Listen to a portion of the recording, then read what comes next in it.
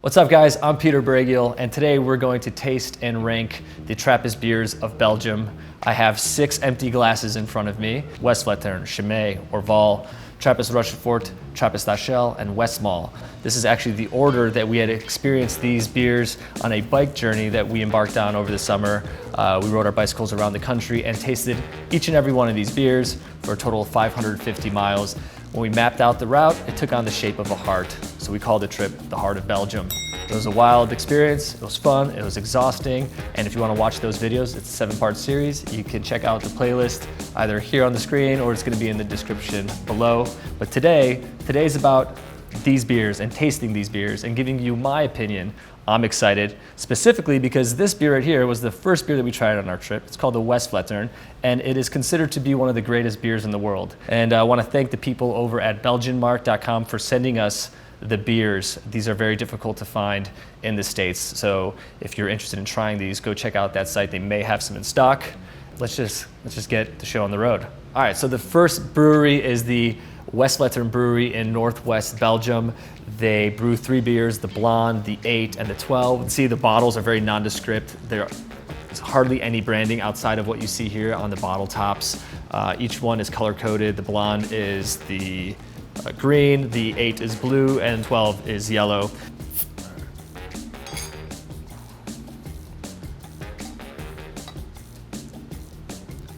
Look at that. The pour fits perfectly in the glass, just the right amount of head. You're looking at about an inch and a half. At first glance, you see the nice head, the cloudy nature of it, and also the carbonation. Seeing a lot of little tiny bubbles. So here's what I'm getting from this. The carbonation is definitely there. I remember having a hard time at the brewery figuring this beer out. There's a breadiness to it, a subtle fruit. It's not an aggressive fruit, looking at like a pear or an apple. But that taste is deceiving because you look at it and you think you're gonna get a lot of the typical pale ales that you drink, something that's more hoppy, but it has a complex breadiness to it. This is Jake here, if you can see him. I can't. Well, Jake's gonna help me try these beers as well because we have a lot of beers ahead of us. It builds in flavor and then it just stops. Yeah. It's almost like there's a plateau. It's gonna be a long day. It's gonna be a long day. It's a quality Belgian pale ale. Recommend it if you can get your hands on it. Westvleteren Blond. All right, here we go. This is the Westvleteren 8. Ooh, look at that color. This is 8%. If you look at the color, very muddy, very dark. I don't know what's going on over there at Westvleteren, but their stuff's kind of hazy. Is that raisins? Definitely getting some molasses. That's good. That's a good one.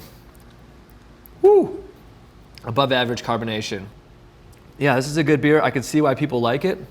It does have that breadiness that the Blonde had. I'm feeling bubbly. I'm feeling happy drinking these. And I think that's what's important, is that the mood that this beer puts you in, outside of the taste. The taste is unique, but the bubbliness is fun. It puts me in a good place. Would I rank it as the greatest beer in the world? Yeah, probably. Let's get on with it. Let's go to the 12. Here we go. The Westvleteren 12, the granddaddy of Trappist beers.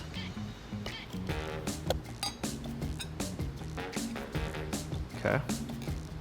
This is it. The Westvleteren 12, considered to be one of the greatest beers of all time. Out of the Westvleteren lineup, this one gets most of the accolades as the greatest beer.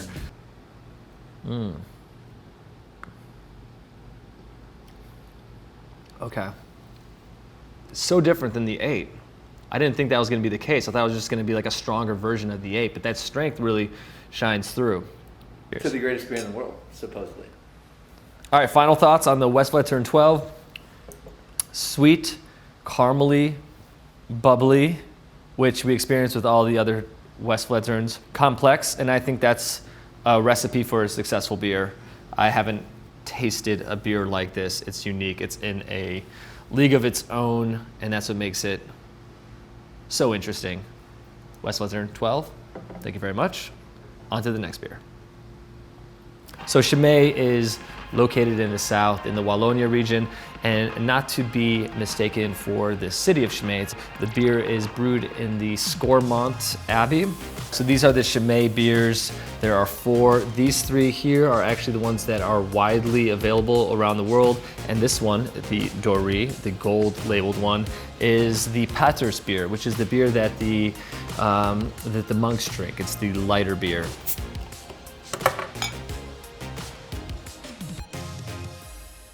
Let's go in for the taste. I don't remember drinking this on the trip. It's not memorable at all. It's just kind of beery. It's just a beer. It's a simple beer, but it's really, there's nothing to write home about. It's an easy drink. Not bad for a 5%er. Yeah, cool. There we go. All right, moving on.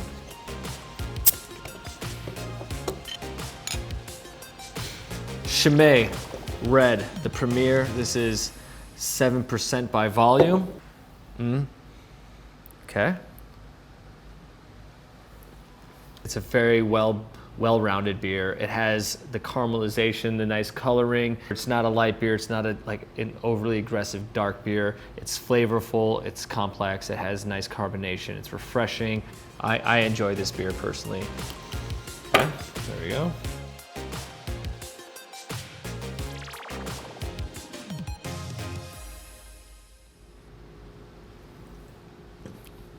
Ooh, yeah, thicker from the top. All right, so this is the Chimay 500, which is the 500. I think that's how you pronounce it. It is 8% by volume. Thick. It has like a crunchiness to it. I like it. Cool. Let's go on to the next one. Jake, you want to try this one? Sure. Yeah. Next up, the Chimay Grand Reserve. 9% by volume. Oh, man. So this beer was originally brewed as a Christmas beer with mulling spices.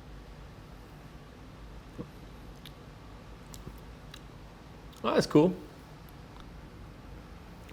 Yeah, Christmas fruitcake. Cheers. Thank you, Chimay. Moving on to Orval. Moving on to Orval.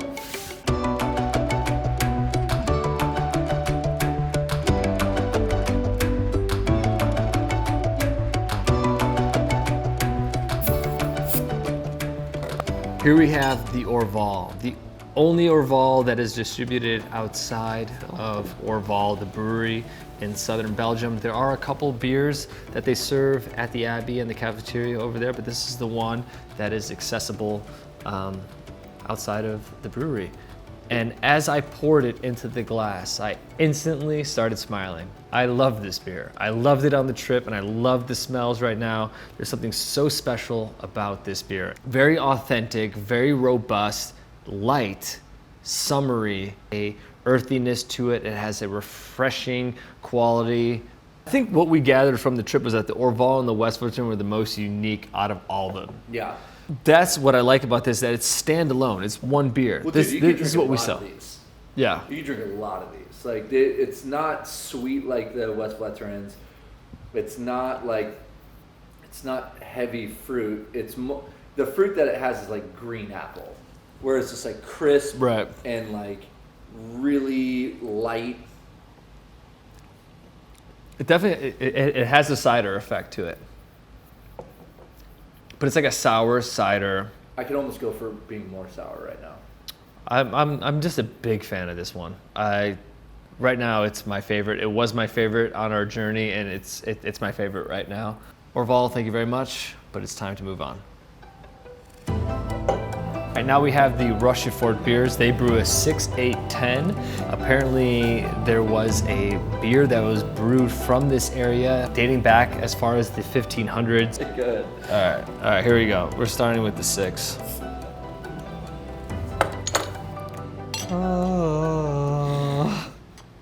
It's red. Very dark for a 6. If you end up at the monastery, don't turn around and go home because there isn't a cafeteria or place to taste it. Ring the bell a couple times, be persistent, stay put. You will encounter someone, or you'll meet someone that will allow you to purchase the beers, and that's important. I really don't know. The beer is okay. The 6 is okay. It has a creaminess to it. It's not ideal. Right now at this stage in the game, I'm not enjoying it, and I'm concerned about the 8 and the 10 because that's really a 10 and a 12. Darjeeling tea. Darjeeling tea. The 8. There you go. All right, this is the Trappist Rochefort 8, actually a 9.2% by volume. Let's take a sip. I'm a big fan of the Rochefort 8. This is a good beer. Approachable, yet distinguished.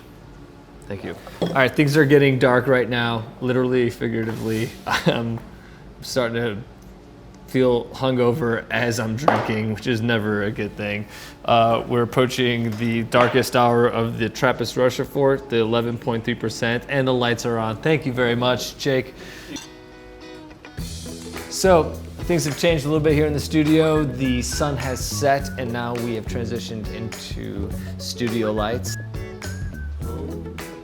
A maltier, caramelier, unhoppy. Like there's no hops going on here. I don't taste any hops. This is raisins, apricots, dates, plums, figs. It's not my beer. I liked it when I was there because of the situation at hand. Cool things happened while we're at Rochefort, but all in all, I'm not a big fan.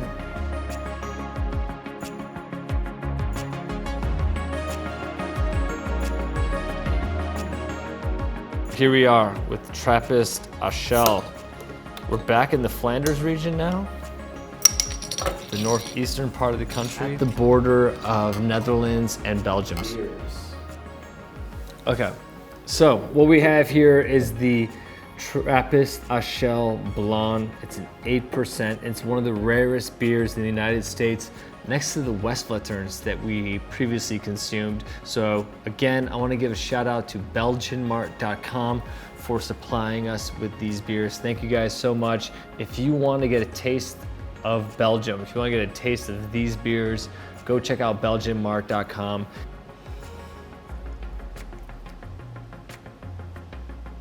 Nothing special, I'm sorry.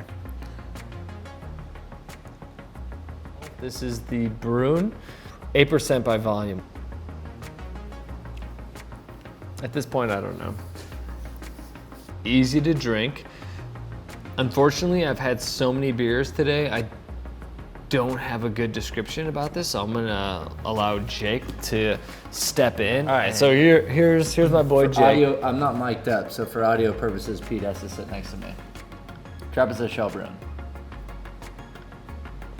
I'm getting a lot. What's funny is I'm getting a lot of flavors near the end of the tasting experience, and I know this might not find its way onto any beer blogs, but if you want an honest opinion, it's cherry chocolate.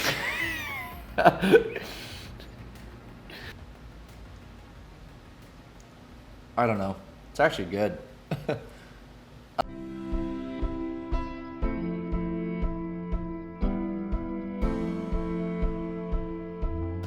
Here we have the Westmalle Trapel. Beautiful glass, if I may add. Probably the nicest chalice of them all. Westmalle, the final beer of our journey around Belgium, tasting the Trappist beers.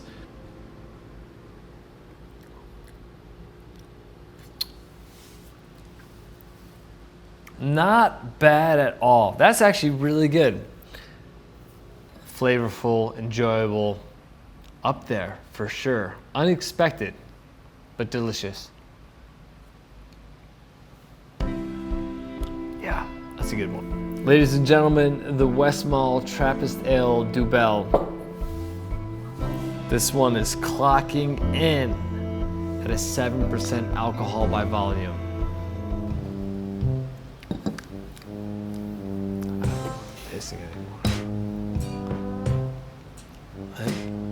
I've had so many beers right now. I don't know what I'm tasting anymore.